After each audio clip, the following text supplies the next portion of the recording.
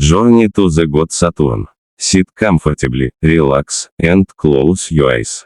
Try to mentally see yourself from the side and hold this image before your inner eye for some time. Then try to see how the room fills with white mist. The walls and floor, ceiling and everything around gradually disappear in the mist. Then the white mist dissipates and now you are standing in the middle of a field of golden wheat, ripening under the summer sun. Looking around, you see that the field is stretching in all directions to the very horizon, but to your left, a gentle hill rises. On the top of the hill stands a large throne carved from a solid piece of black basalt. You climb the hill to get a closer look at the throne and notice that its back is decorated with a carved image of an hourglass.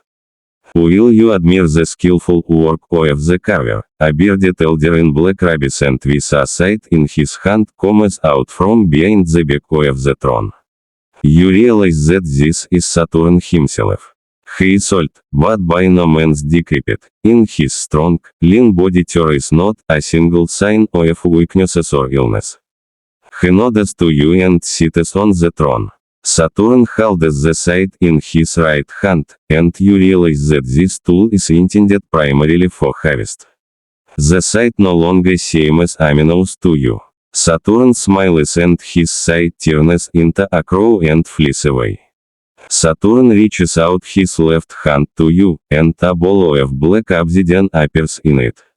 Saturn asks if you want to know the limits of your life and understand the boundaries set for you.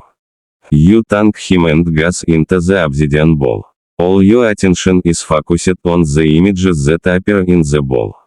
You see scenes from your life, those moments that defined your path and shaped your personality. You see your successes and failures, good deeds and mistakes.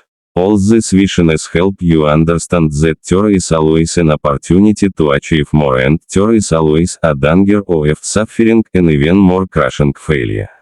The boundaries and walls you have built around yourself appear before you with full clarity, and you understand which of them help you and which, on the contrary, hinder your development. The general shape of your inner life begins to emerge before you, and you begin to realize that the force that determines your life is none other than your own will and the decisions you have made. By controlling this force, you can, to one degree or another, modify the shape of your life. Having established yourself in this state, you look away from the obsidian ball.